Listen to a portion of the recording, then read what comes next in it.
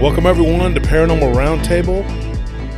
I'm your host, Josh Turner, and I have two co-hosts. One is Grumpy Dwarf, and the other one is Smiley Dwarf. I'm the furthest thing from a dwarf. If you want to call me grumpy, then that's fine. But okay, I'm just saying because there were 7 of them. I wasn't even grumpy yet. And there was a couple. But then you called me a dwarf. I know that you're one of those. If you're gonna insult me, do it properly. That's just like a low intelligence insult. I'm 6'4", and you're gonna call me a dwarf. Starts with an argument. Grumpy, fine, but I'm not a damn dwarf. Okay, well, pissy Smurf, whatever. It doesn't matter. Well, then I'm the tallest Smurf dwarf who's ever lived. Dude, it's not about your height. It's about your attitude. I'm a Smurf with acromegaly. Robert Wadlow Smurf. But a Smurf nonetheless. So Nelly is the other co-host. So you got Anthony and Nelly that are co-hosting. But you know, let's get started here. We have a lot of stuff to talk about. The first thing I want to say, though, folks, if you want to help support the show, people have asked, what is the best way to support the show? Patreon, to me, would be the best way to support the show. $10, $20, $30, $40, $50 tiers, and you get a swag bag, and then, you know, after you get your first one's 2 months in, then 6 months later, if you're still hanging in there and helping us, you get another swag bag with updated merchandise. So and a new cranberry tier. Oh, my gosh. With the cranberries, man. The member berry. Remember cranberries when they weren't in everything? I swear, dude, I was shampooing my hair today and cranberries came out and started, you know. I found one in my hair earlier. I thought it was like headlights. I'm like, oh my gosh, it was cranberries. You sneeze and a cranberry comes out. Ridiculous, man. Okay, so anyway, we're talking. If you don't know what that is, we were joking about it on the live stream. Folks, check out the live stream. And this episode here, if you're listening to us on Spotify or one of the other 15 platforms, you got to remember this episode is based on one that we talked about, and like I said on the live, I said I don't have enough time to tell you the whole story, but it started on there. It was like the 3rd story out of 4, I think, that night, and that one was like a week ago. I think it was If today's Tuesday or Wednesday, I don't know which day this would be because I don't know what day we're dropping this, but it would be last. Because tonight we're recording this on a Sunday, and we're about to do our live. So it would have been last Sunday, I believe. So go back and check it out. It's called Terrifying Encounters with the Unknown. It was a really popular episode. And this one's kind of sad. I mean, so I managed to get in touch with the guy that this happened to. It was really difficult to do. I actually had to call Ollie, who was the guy who originally gave me the story. It was about his manager. And so I literally had to get the phone number from this guy and then call him. I mean, it was a lot of work. It sounds like it. It was. He answered. He's like, hello. And I'm like, hey, tell me about what happened. He says, I'm going to tell you, see? Are you going to listen, see? And I'm like, okay, go ahead. Hurry up. You got, well, I don't know, 20 minutes. He goes, it's going to take longer than that. You got time? I said, sure, I got time. Let me get some coffee. And I said, okay, let's do this. He told me, and there it is. Yeah, that is hard work. I hate talking on the phone to people. It's tedious. It's laborious. Yeah, well, not the phone is the worst invention ever. Because we don't do anything, right? I don't memorize the stories that people. And y'all see it. Y'all see these long books that people write. No offense, and anybody that sends me a story, I'm not complaining at all. I'm just saying, Anthony Fields reports, Tony Fields reports, Nelly Fields reports, even Scorpion gets reports, and then they just turn it over to me, and I have to make sense of it. And it helps if I can talk to the person. But sometimes you can't. Well, this guy actually did talk to him. And I didn't even know his real name. His name is Sam. I didn't know that. But were you supposed to say that? I have permission to call him Sam. He's actually Arabic. So they call him Sam, but that's not his real name. Like his real name is something, but they all pick like a name that's close to what. Yeah. It's like their Americanized name. Yeah. That's not his real name. And he's actually not Arabic. He's from Azerbaijan, but he's actually a pretty cool dude. And it was funny because the guy that gave us the story, he's like, man, I was listening to you talk, and he was listening to the episode about the ship that was in the Caspian Sea with the weird creatures, those the deep sea humanoid, those weird cryptid creatures, whatever. And so he's like, dude, I had a manager who was from Azerbaijan, and so but Ali was actually he's half Arabic, and half Korean, which is a weird mix. His dad was in the military, and so he's Lebanese and Korean, so that's an interesting mix there. And we had me and him talked. I really enjoyed talking. He had a lot of weird stories too. But he went to work at Jack in the Box in Houston, and he met this guy, Sam, and Sam had something wrong with him. And Sam's actually he's a weird mix too. He's El Salvadorian and Azerbaijani. So that's also it's a weird mix. Houston has seems like there's a lot of people walking around Houston, and they just you would never know by looking at them that they have this, like I met a girl one time at a Houston Astros game. Her and her husband, he was Armenian, and she was from Morocco, and it was like me and her started talking. And I don't remember exactly what happened. Oh, she was wearing a shirt that said the Roxy on it, but it was for the Roxy in Houston. So I guess she was a bartender there. She was Moroccan, and her husband was Armenian. And like it's such a weird coupling. Houston is a huge melting pot. I mean, it really is. And everybody there is so diverse. But it seems to work. I mean, there's a lot of people in Houston that are really cool. Like I really get, I don't get as much friendliness from people in Dallas for some reason. You go to Dallas, people are a little more standoffish, a little weirder. I just don't feel as comfortable. Like Fort Worth, I love Fort Worth. San Antonio, love San Antonio. But Dallas is such a unique, it's like that port is kind of international. And so you get all kinds of different people. So I've gotten a lot of really cool stories out of that area now, Houston, and I've met different people. But anyway, this kid, he had told me, he's like, I got a crazy story, and he had listened to PRT quite a bit after he heard the first couple episodes. He liked it, and he came across the floating head story, and he's like, dude, my manager at Jack in the Box had something like that had followed him for years. So that's what we're going to get into. We're going to talk about that. Don't forget to like and subscribe, and please join our Facebook group, Paranormal Roundtable Facebook group. We have several others, and if you want to, like I said, go back and listen to the live on YouTube, and you can get the beginning of this story. So we're going to kind of jump in with what happened with Sam, not so much what happened with the other guy, Ollie. But I'm going to tell you, my wife has a show that's coming out that we're going to be doing. It's called Random Files. So go and like and subscribe there. Don't forget to like and subscribe, but also Paranormal Soundtable, our music channel. We have music that Nellie has written, and we haven't got it done. We're not getting it because we are so bogged down with all the crap we got to do right now. We are going through a lot trying to get stuff done.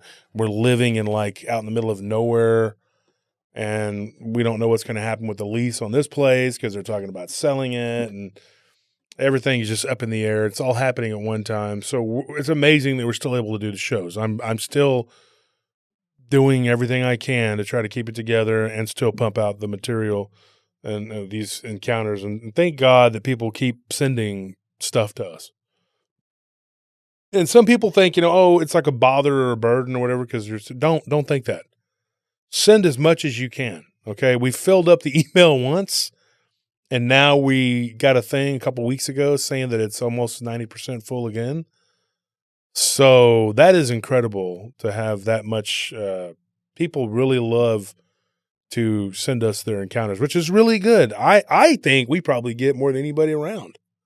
I mean, anybody that I know, but because, we've really worked hard to get to where we're at. So, that being said, this is one of those stories where somebody sent me a story and then I got to actually talk to the other person. So if you're an aspiring podcaster or YouTuber, like I said before, get a story from someone or an encounter, ask them, go deeper. If they have relatives or friends or any other stories that they may have, even if the story they give you isn't like show material, you'll find something else. I don't know how you can't. We get stories everywhere we go. From waiters, waitresses, right? Everybody. Yeah, everywhere you go has something. Cashiers, yeah. So it's just, and it's so cool to talk to diverse, different groups of people because you can compare, from the different cultures. So this is what happened here. So I called Sam up, and at first he didn't know who I was. He's a very soft-spoken guy. And I could tell, that talking to him, he was very reserved, and he didn't really know me that well. He goes, yeah, my friend had told me that you were going to be calling me. And we talked, and the first 30 minutes of the conversation was him just kind of, I think, feeling me out, seeing if I was, and he kind of thumbed through my channel a little bit, didn't really watch anything. We talked about his beliefs, which, he's Christian, but he also, with a dad that practiced Islam, his mother was Catholic. He adopted Catholicism, but he still had some beliefs of the Quran. And one of those beliefs was about the jinn. And he believes that when he was young, his father passed away when he was 17. And his dad and him were never very close. His dad was pretty close with his brother and his sister. They were older than him. And his dad was a lot older than his mother. And so what ended up happening, his mother pretty much raised him. The older siblings, the middle child was 8 years older than him. And the other child was 5 years older than that. So he had a sister that was 13 years older than him, and then a brother who was 8 years older than him. He never really connected much with him. And when his dad passed away, this is crazy. This part of the story is really interesting. He actually found a book that was a journal that was written by his dad about his exploits, his travels. And his dad, this could be the smoking gun of what happened, why this guy was haunted the way he was. Because you remember in the show, Ali talked about his manager at Jack in the Box was haunted to the point where he didn't even want to be at work with him by himself because he would see stuff, or he'd go into the freezer and it would be hot, or, or he would go outside in the winter and it would be, warm in the area where his manager was, or it would be, supposed to be cold and it's supposed to be hot and it's cold, so there was all this temperature fluctuating, and he would see these shadows. And he said, and when that manager wasn't there, when Sam wasn't there, he didn't have these issues.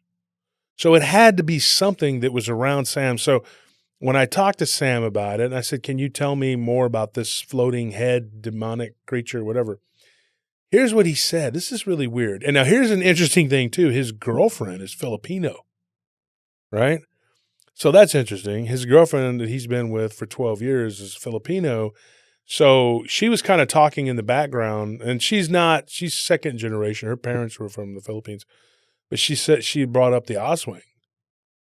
So we're going to get into that too. That was interesting that, and she messaged me recently because she really likes the show. And we've talked about the Philippines too, which is a very haunted, weird place. It's just a bunch of islands all clumped together.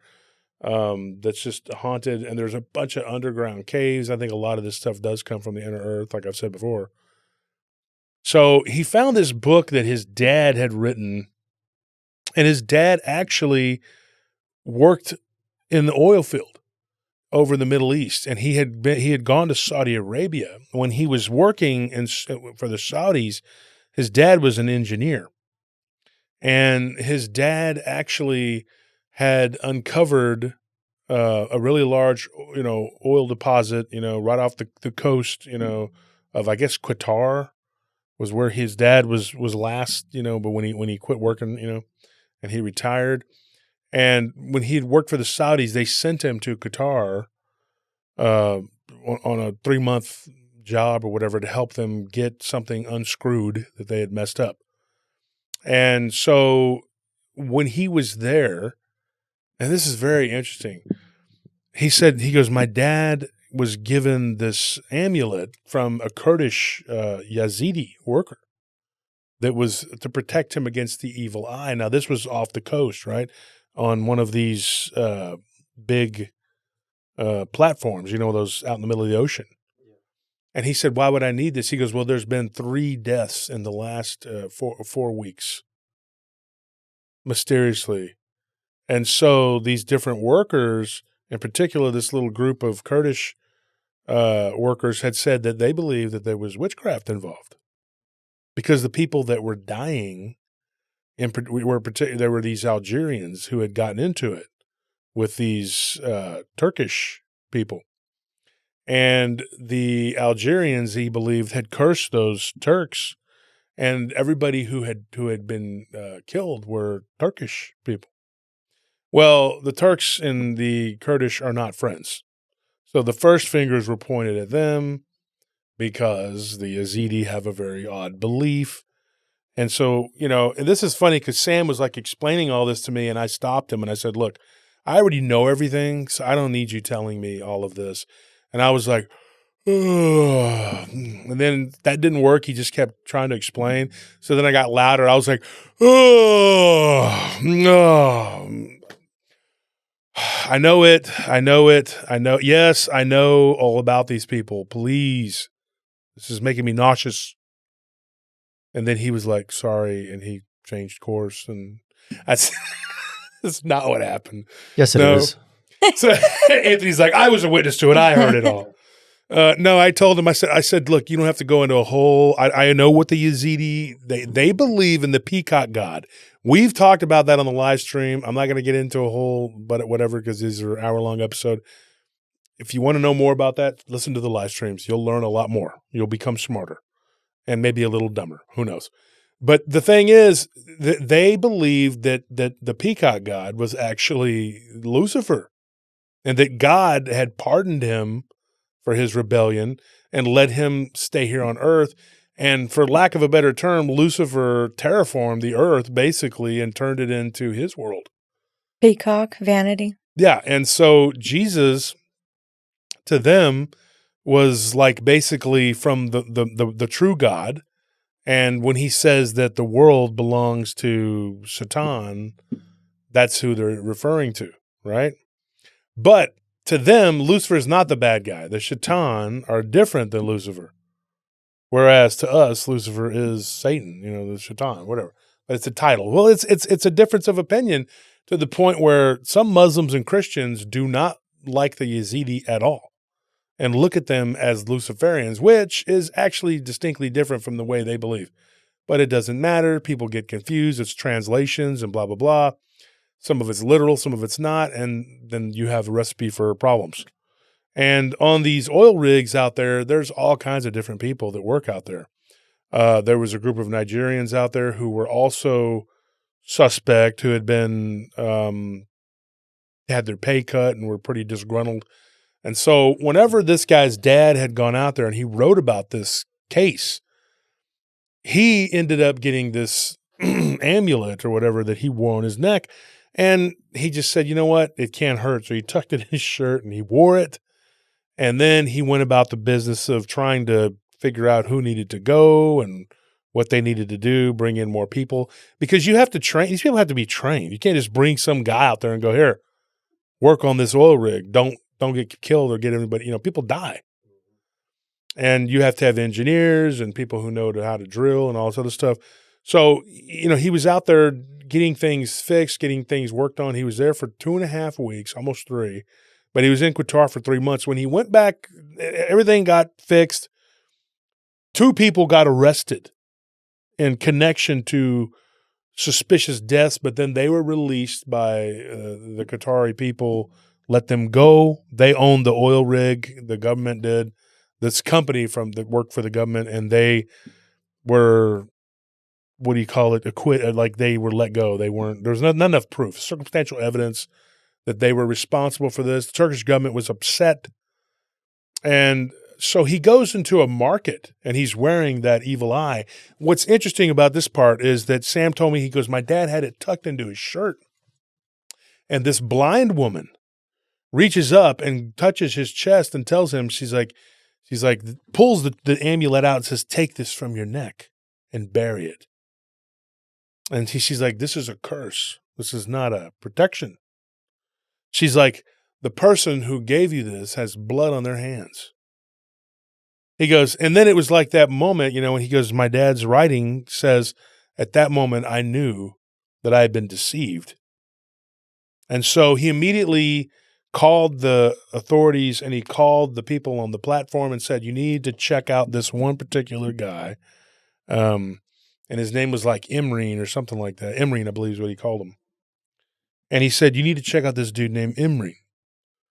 He's the one that gave me this amulet. And then he started noticing that after especially when he got back from the platform, he started having bad dreams. And in one of these dreams, he said, at least his dad said in his writing, that there was this being that would appear at the foot of his bed and it had no lower limbs. It was just like a floating body. And then, so he started to pray. He was very devout in his faith and he called a local cleric. They came and they did a blessing. But the cleric told him, he says, you have a very strong jinn that's attached to you. He's like, and we have managed to basically, I forgot the words he used, not wall it off, but seal it up. He's like, but you need to carry this bottle. It was like a vial of black substance. Like, he doesn't call it goo. His dad wrote about it as like it was black, like it was oil. So he stuck it in a drawer when he came back to the United States. And his mother, who was, she's Hispanic, whatever. When he passed away, she thought that it was something like a vial of oil because he had vials of sand from all the different countries he had gone to. So she thought that this vial was just like some black oil. Yeah, like it was like crude oil. That's what she thought it was. So one day, and this is when his Filipino wife started talking in the background, she's like, it's like an Oswing. And I was like interested in that because I said, this sounds like that, because get this.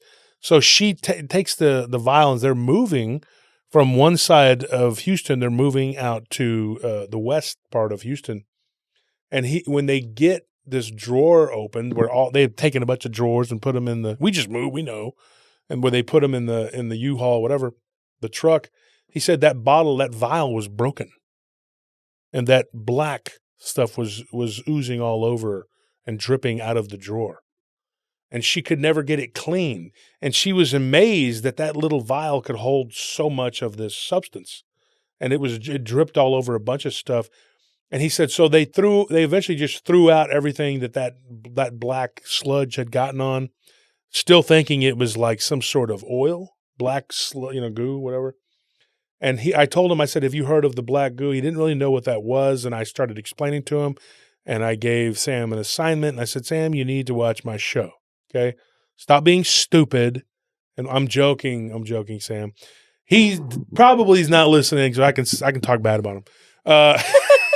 But his wife is, so just kidding. Wink, wink. No, because he's afraid of this stuff. Not afraid of it, but he doesn't want to hear about it too much. But he was willing to talk to me because he wanted people to be aware of what had happened to him. And it's amazing that Ollie never knew all of this. He just said, talk to Sam. He can tell you a lot, about what happened. So afterwards, I got back on the phone with Ollie, and he told me that makes a lot of sense because people around him were having residual hauntings from this guy. And so what happened was he had, and it's all going to come together. I'm going to explain to you my theory on it, and then you guys can tell me what you think. But I know what I think. But let's get to this. So what happened with his dad comes back to the States. He passes away. He doesn't tell anybody what this vial is. It has a small passage from the Quran on the front of it. It's like in a necklace, right? And that was supposed to be put away into a little box. Well, the box had been broken. It looked like it had been broken. But what's even more interesting, it looked like it had claw marks on it, like it had been peeled away, right? And then magically, whenever I say magically as in a joke, metaphor, whatever, but yeah, magically, it broke during the move. And then this black substance was all over everything. They thought they had gotten rid of it and gotten rid of everything that it was on it. But he goes, I put this lamp in my, not a genie lamp, but just a regular, lamp for his desk.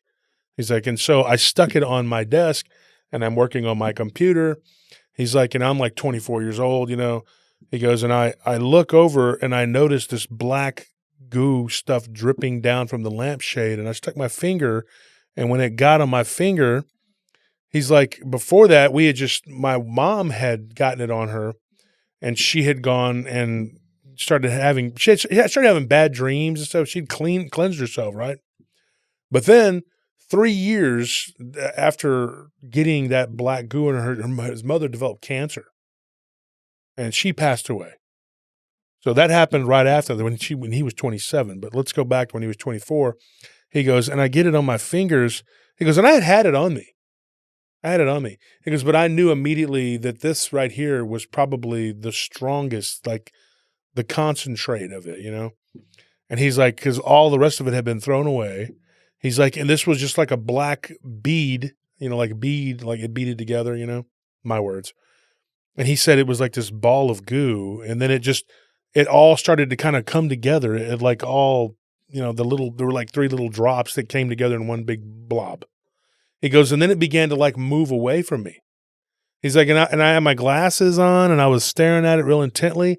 He goes, and as I got close to it, it moved and it went up onto my glasses. Oh, it tried to get in his eye. Yeah, it tried to get in his eye, and he took his glasses and he threw them across the room, and he never did figure out where the black blob went.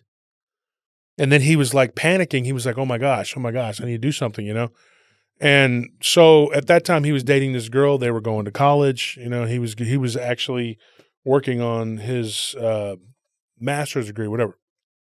And of course he ends up becoming the general manager of a Jack in the Box.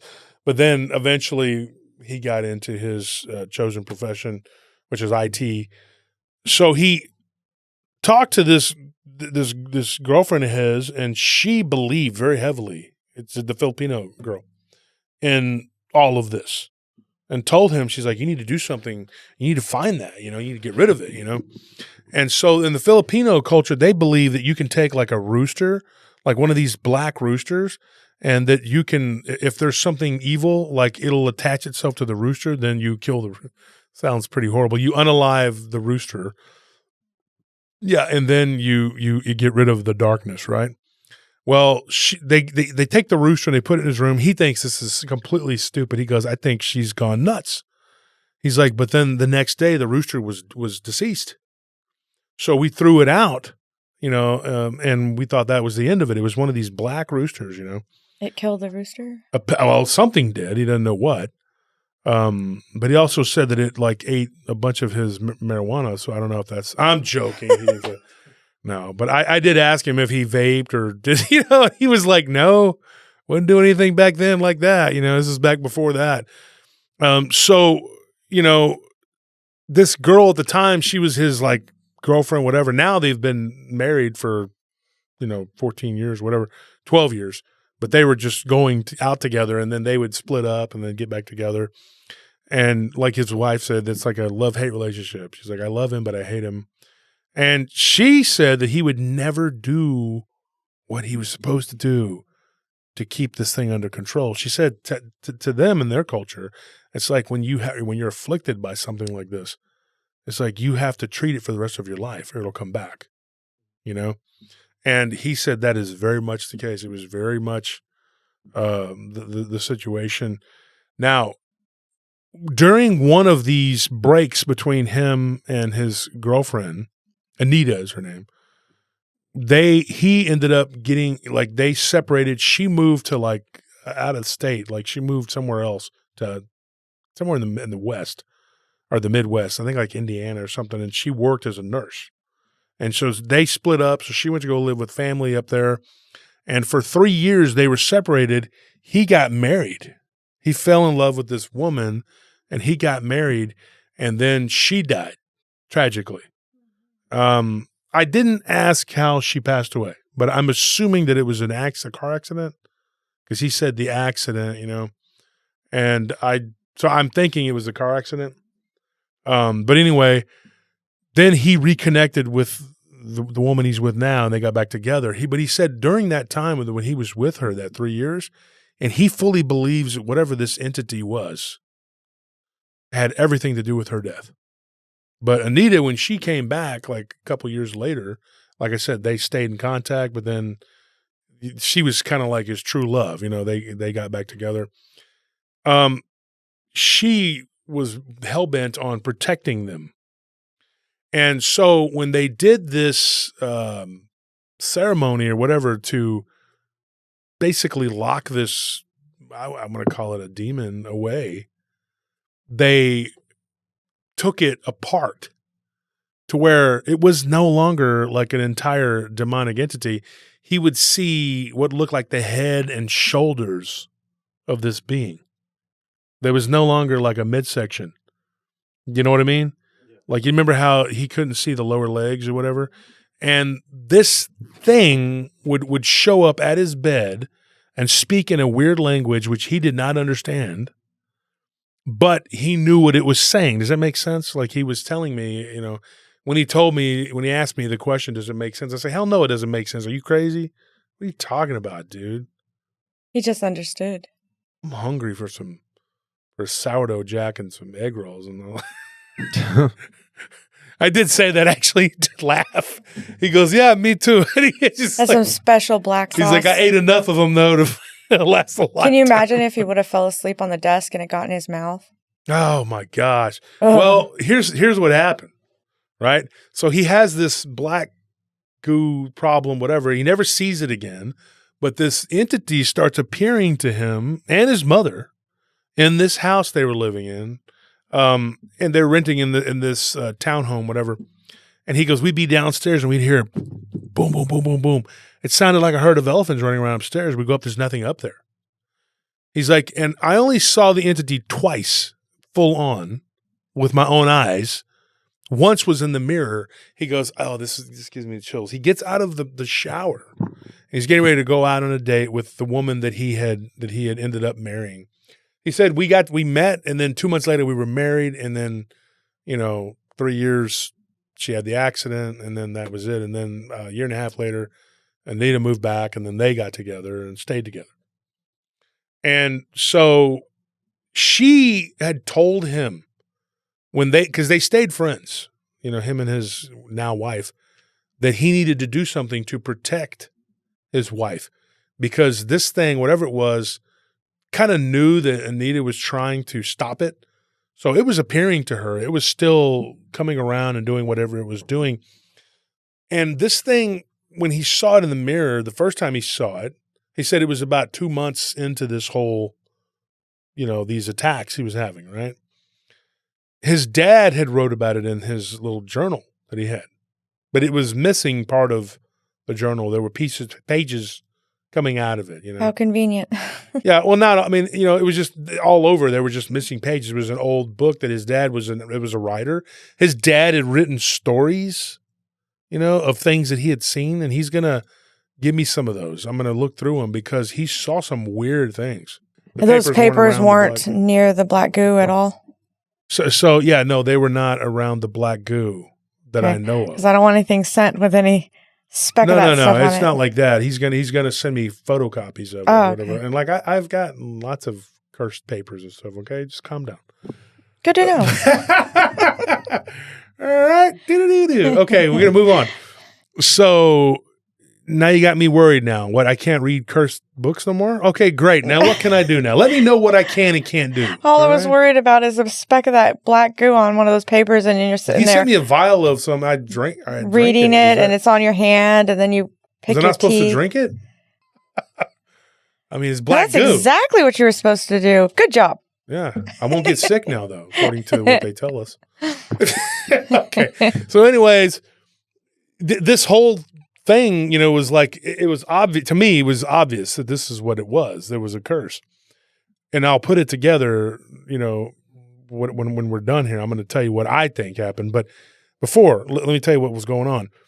So this entity would showed itself, the head, the floating head, and get this. Do you remember how Jason Bland had said that shadow being that kept kind of abducting him and eventually he saw it like a bestial face. Mm-hmm. He said this thing's face looked like a cross between like a pig and a wolf.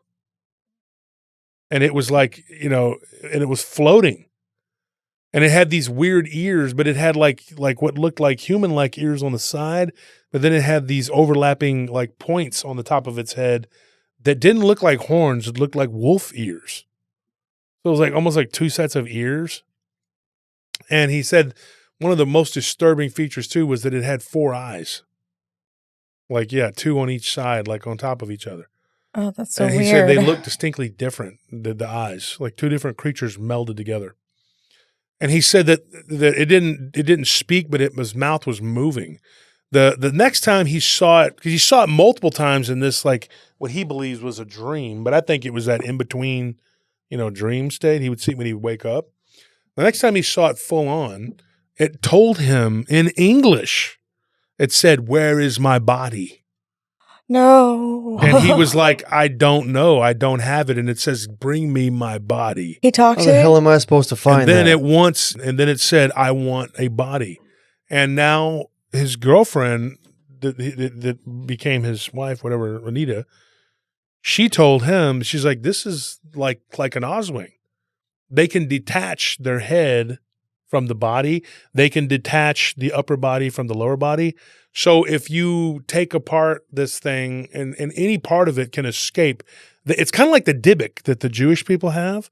And I actually talked to one. Now we have some friends of the show that are Israeli, and I talked to one of them. So somebody must have caught it and then took it apart? That's what the cleric did when they were in Qatar. Oh. Yeah.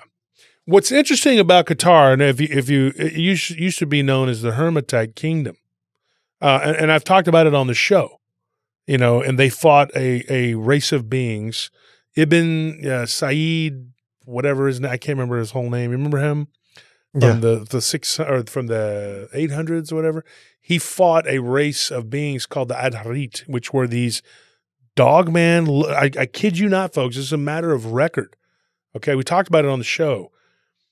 They was a race of beings called the Adharit, which were like these wolf-like creatures, and they could be almost human-like or more like wolves and anything in between.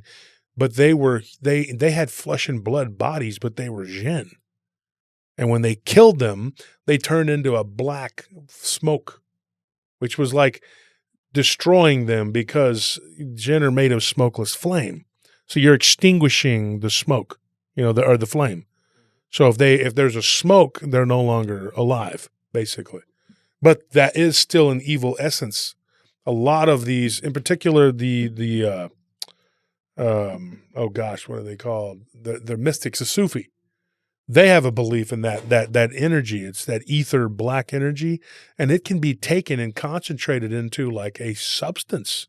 The goo? Oil-like substance. I don't know about goo, as I've never heard it called that, but I've heard it called the oil. And this is stuff I've read in some of these forbidden books. But you got to understand something, you can't play around with this stuff. These people, these mystics and these clerics and these priests and all this, let them handle it, okay? Not my thing, not into, I've read all about it, but I'm not interested in touching that going stuff. and opening up Hellraiser, okay? This, you opened the goo, we came. Okay, thank you. It's Fauci.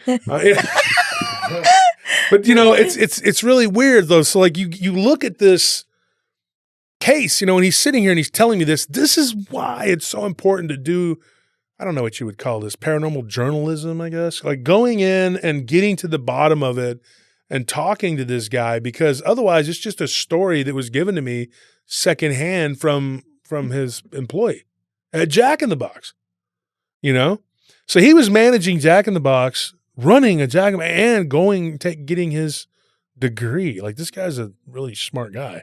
Go get her. Talking to him is really smart too. And we started talking about the sacred geometry and the math. Oh yeah. He was seeing something. And then now in a little bit here, when we do the show, which is going to be for you people, it will be last Sunday. You'll be listening to this and going, "Oh, that's last Sunday." We're going to talk about a guy who saw a dogman creature or dogman creatures and these alien type creatures in the Manistee National Forest. And he saw these sacred geometric patterns. You know, there's like a link there, you know, which kind of made me think about this because he saw what I believe was this geometric shape, like of a green triangular floating triangle in his house. And this thing, an arm literally came out holding like a green ball. And then the arm disappeared. It was like a furry gray-haired arm. That's all he saw. And this green ball, you know, spun around in his house and then went up through the roof and was gone. Him and his mother and his grandmother all saw it. And he said, dude, and his friend that was there, you know, and she saw it too. But anyway, it's a weird thing. Like, I think that this thing was like coming in and out of our reality. And I honestly think that it was taken apart to where it didn't have any appendages, like it was turned into just a head with shoulders. You know what I mean? That's all that was left. Yeah, because the goo probably, when it got separated, it probably separated it from other That's parts. my theory. I don't know. Maybe I'm wrong. I it could sounds be like completely off base. solid theory. Yeah, a solid theory. It's not a theory that's, you know, all apart. I mean, it's really solid.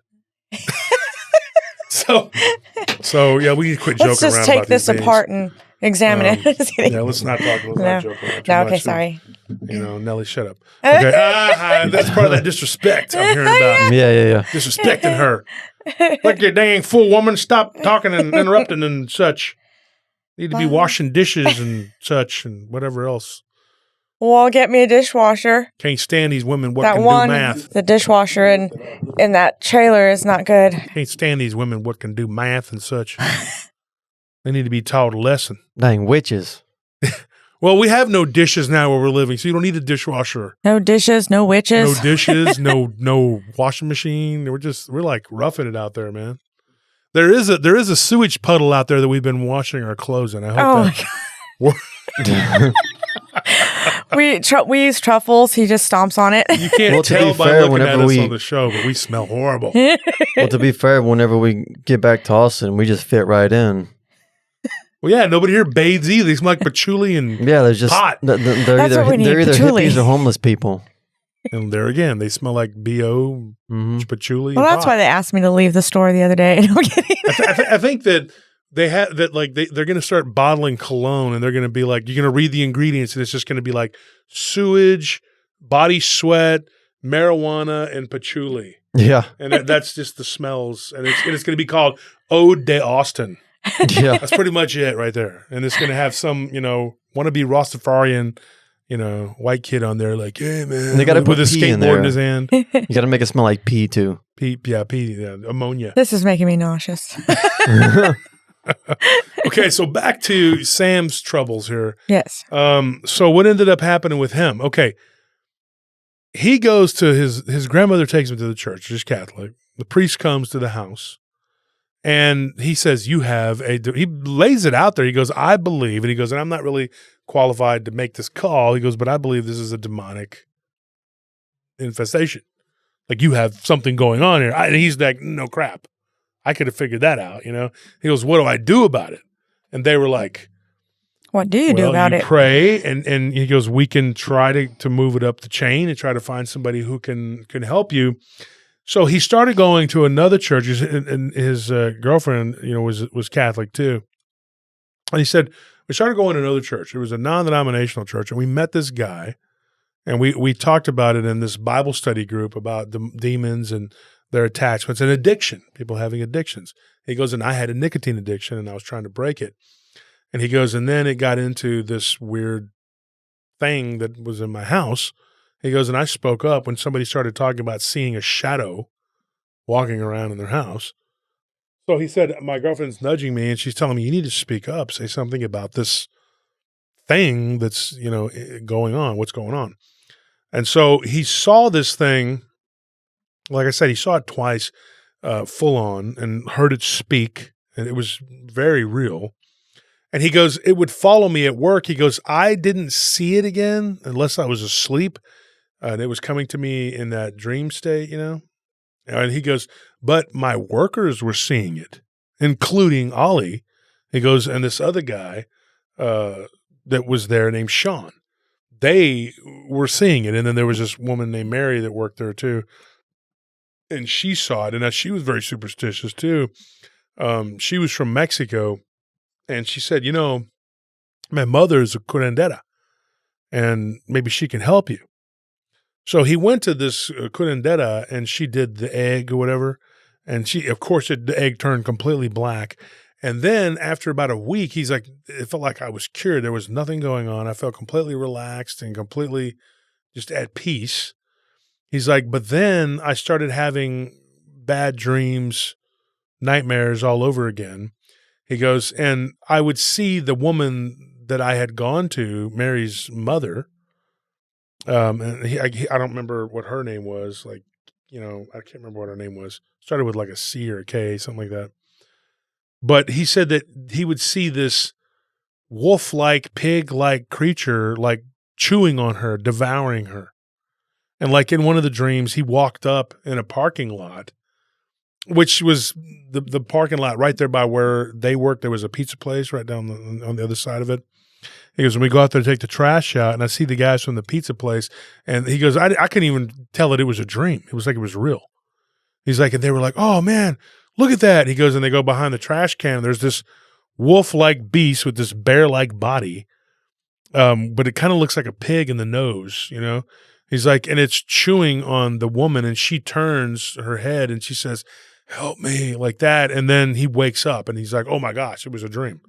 So then he goes to work and he talks to his worker, this girl, Mari, and he tells her, he says, Mari, he goes, your mother, is she okay? And she goes, no, she's not. She's actually in the hospital. She had a severe nosebleed and she's been seeing this weird like creature, and she thinks it's from you, the one that was attached to you. It eventually it was like it had gotten unattached. And it was like affecting people around him. Like it wasn't really like, it wasn't just him. It was like moving around like to other cities. He's like, he's got a cousin in Killeen, and he called him after they had a conversation about it. And this creature had visited him. Just after he had a phone call? After he had a conversation with him. Over the phone. Yeah. So then he tells me, well, good luck with that and good night. And he hangs up. I'm like, oh, wow, way to go. No, he didn't do that. He didn't do that. But anyway, I told him, I said, I have a sword and I can kill anything with this sword.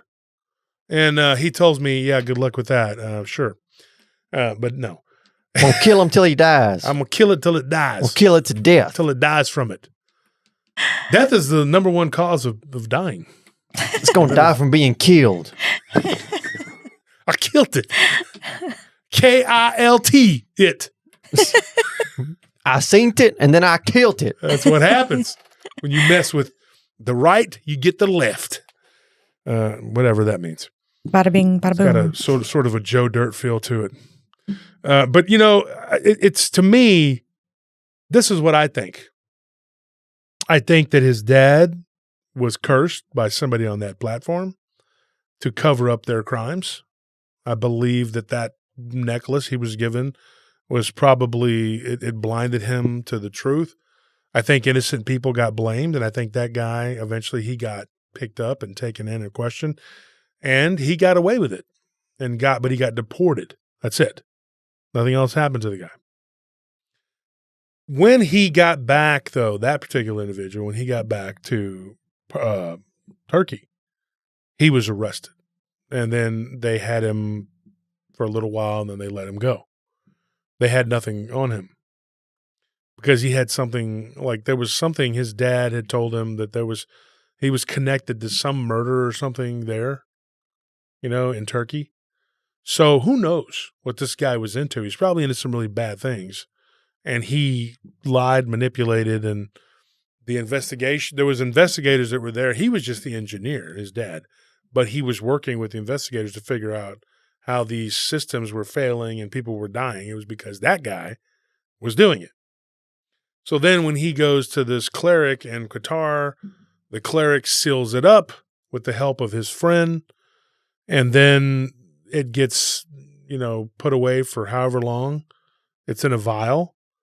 Its essence is cut down into like an oily goo. The vial breaks, then it releases it, and his dad's already deceased, but it goes after his mother and him. It's still loose? I think that it killed his mother, and it possibly killed his girlfriend, or his wife. Yeah. It's his ex-wife. Is it still loose, or did he? According to Anita, she doesn't believe it's around anymore. She doesn't believe it's around anymore because they did like some work on getting it cleansed, and she said that they haven't seen it in like 4 or 5 years now. Okay, maybe it's lying dormant, and I'm sure it is, but it's not affecting them anymore. Oh, that's good. But you talked to him over the phone. It affected somebody over the phone, and now we're telling the story over the airwaves. Yeah. Mm-hmm. Everybody pray after this. I see nothing wrong with this at all. Nothing. What was your point? Yeah, definitely don't look in the corner of your room tonight right before you go to bed. And if something starts messing with you, don't come back and crying to me about it. It ain't my fault. I mean, your fault. I mean, listen to PRT. I mean, that's what you did wrong right there. Listen to us. It's like somebody calls and complains, my package isn't here.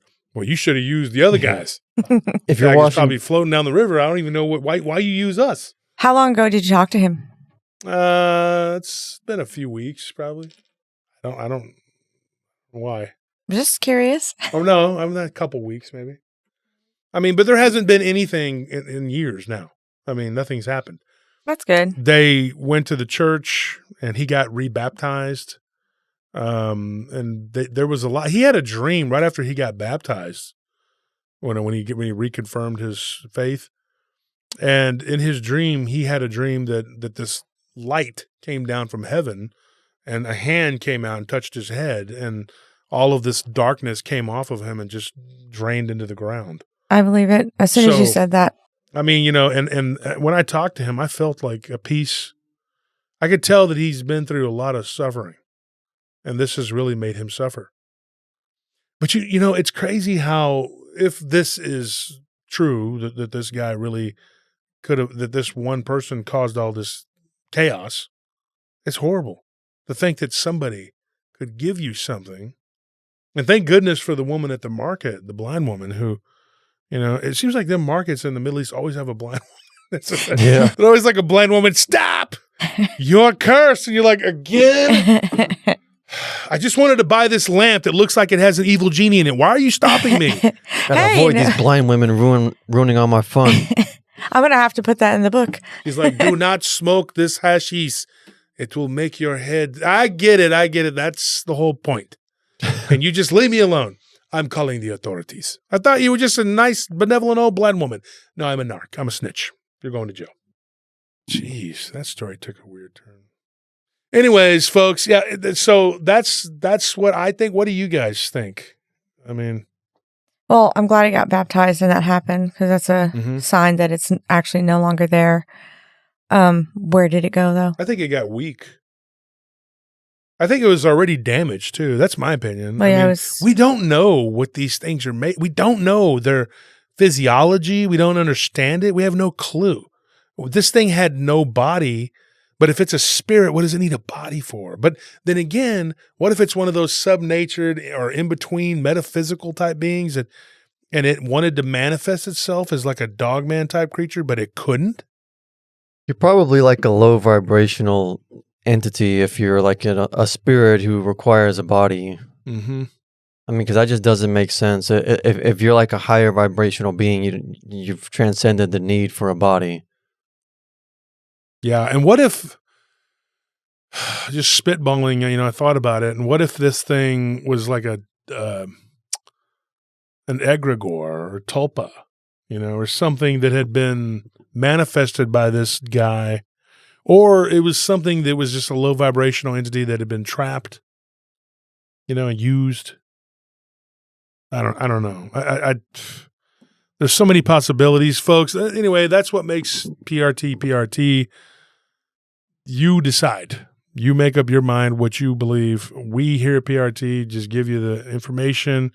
we do our best to throw theories out there and postulate on it and whatever. But I mean, at the end of the day, I mean, it's anybody's guess.